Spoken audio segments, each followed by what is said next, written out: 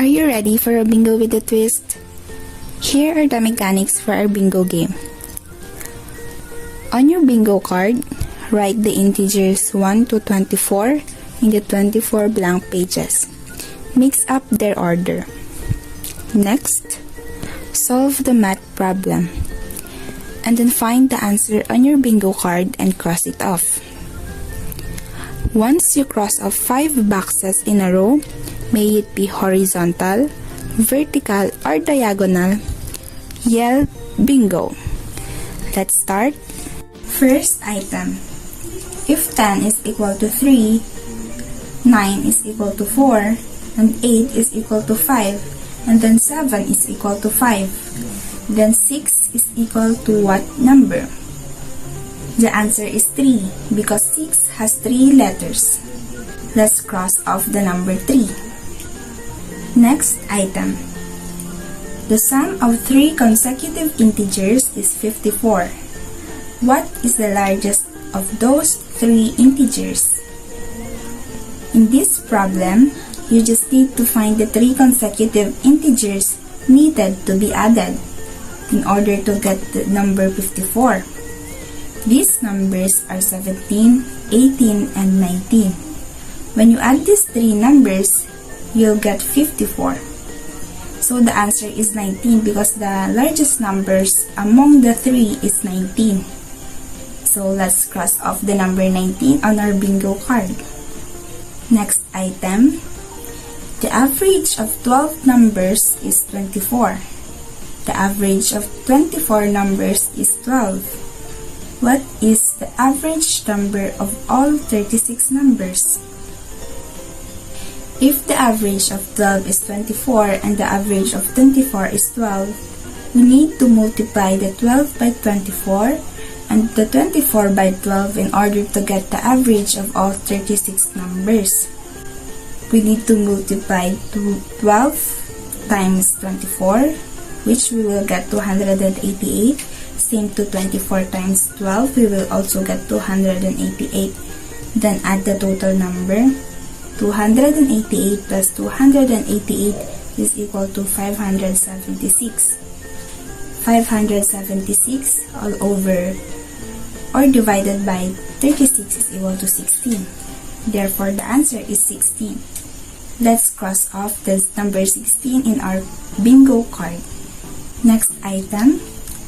What is the 8th digit to the right of the decimal point in the decimal expansion of 6 over 13? The answer is 6 because 6 over 13 is equal to 0.4645384615. And we can see that the 8th digit to the right of the decimal point in the decimal expansion of 6 over 13 is 6. So let's cross out the number 6 on our bingo card. For the next item, if f of x is equal to 5x squared plus 3x plus 4, what is the value of f of negative 2? The answer would be 18. In this equation, we just need to distribute the value of x, which is negative 2. Therefore, it would be 5 negative 2 raised to 2 plus 3 multiplied by negative 2 plus 4. The final answer would be 18. So on your bingo card, let's cross out again the number 18. Next, if f of x is equal to 3x squared minus 6x minus 2, what is the value of f of 4? The answer would be 22. Again, we just need to distribute the value of x, which is 24 in the equation. The final answer would be 22 if we try to calculate it. So let's try to cross out the number 22 in our bingo card. And we got a bingo! We got a diagonal, which are the numbers 3, 16, 19, and 22. Hope you enjoy the game! Have you guys heard about the game Can Puzzle? If not, then let me introduce to all of you the next generation of Sudoku. Can Puzzle is an easy and fun math game. As you can see at the screen, This puzzle game consists of a grid that can be anywhere from 3 by 3 to 9 by 9 cubes. The main goal of this game is to fill in all the boxes with numbers. But the question is, how do we do this? So first, what are the rules and how to play this game? You have to figure out first what kind of can-can puzzle this is. So the one you see on screen is a 3 by 3 puzzle because the number of row and column is both 3. But if the number of row and column is both 4, then it is a 4 by 4 puzzle. So this brings the rules of can-can puzzles. The rule states that the only number you can only use to solve this game is dictated by what kind of puzzle is this. So in 3 by 3, you can only use 1, 2, and 3.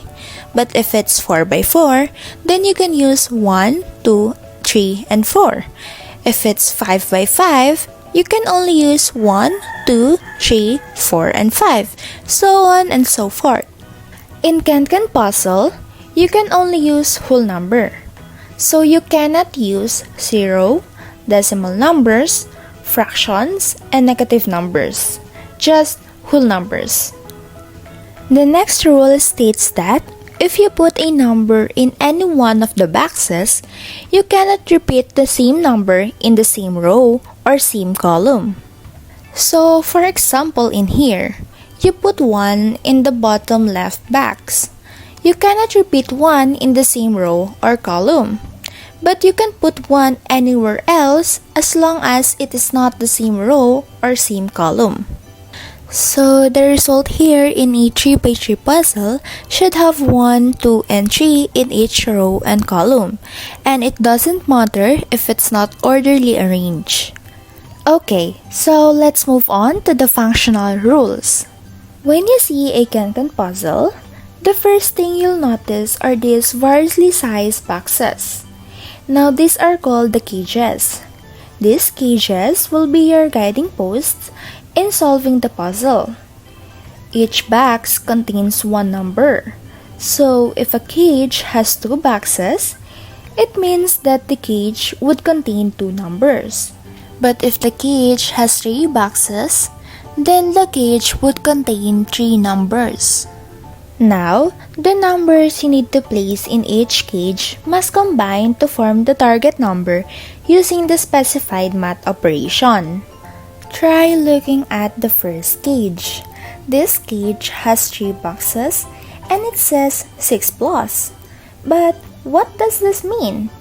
It means that number plus number plus number should be equal to 6. So you have to choose 3 numbers and add them up, and the result need to be 6. So it will be 1 plus 2 plus 3, or 2 plus 1 plus 3, or 3 plus 2 plus 1. Anything in this tree as stated that order doesn't matter. Note that there are other operations that you can use in can-can puzzle other than addition, like subtraction, division, and multiplication. But in this question, it says plus, so the operation is addition. Okay, so these are all the rules that you need to know before solving a can-can puzzle. You can go back again to note all of the rules and pause this video to try completing this 3 by 3 puzzle before showing you the solution.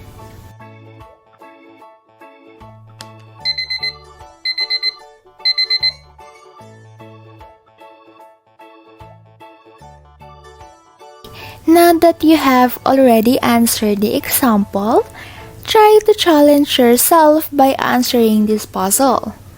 Always remember that no number should be repeated in any row and column. Thank you for listening. I hope that you guys enjoyed learning about this math game. Hello everyone. Right now I'm gonna introduce you to the board game Damat. So what is Damat? Damat is an educational board game that is used as a mathematical teaching tool. Its name was a combination of Dama, the Filipino word for checkers, and mathematics. It was invented by Jesus Huenda, a Filipino math teacher from Sorsogon, Philippines. Damat became popular during the 1980s and the first ever tournament was held in Sorsogon.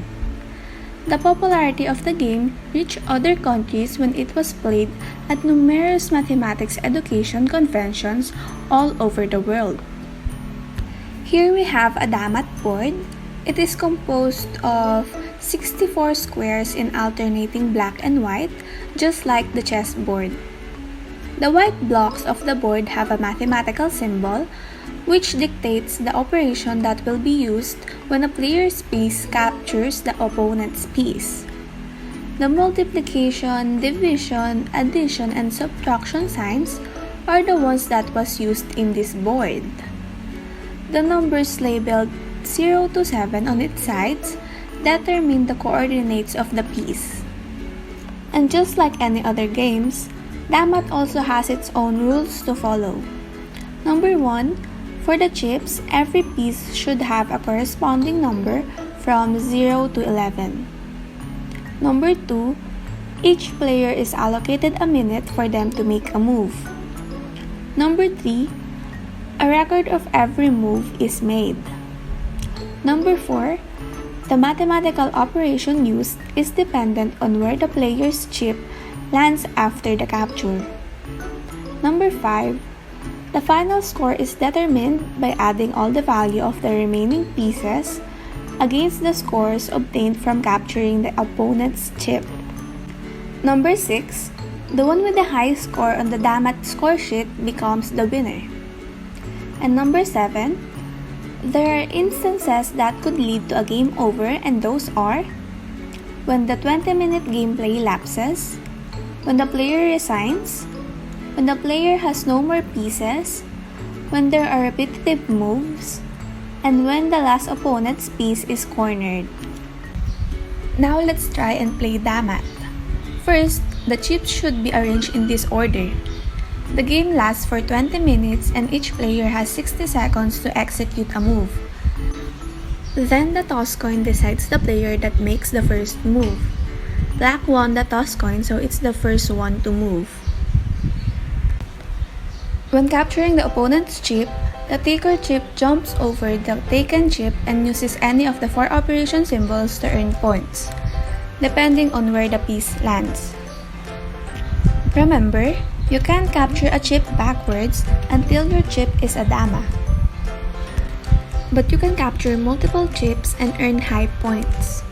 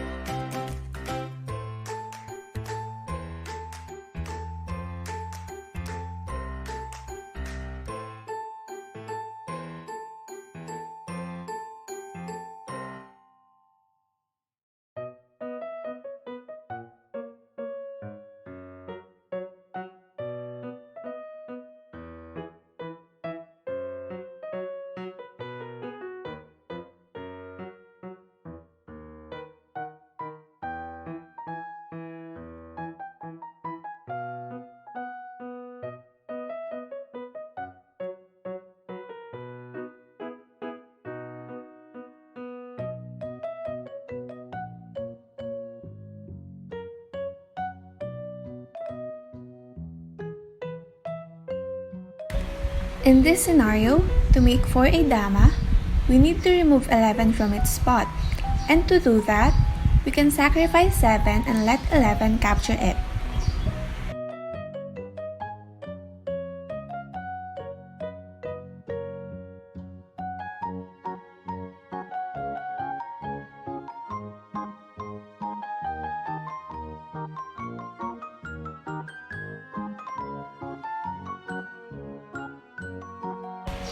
A dama can capture chips even though there are few gap of blocks.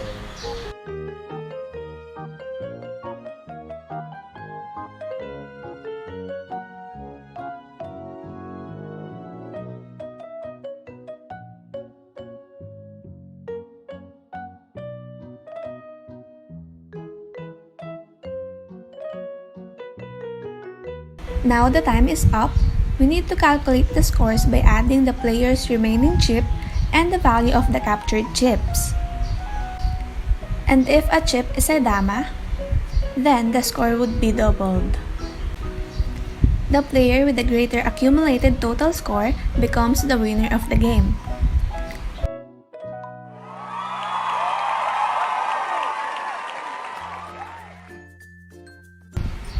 Well, I hope you learned and you're now ready to play damat with your family and friends. Thank you for listening. We hope that you guys enjoyed learning about these math games.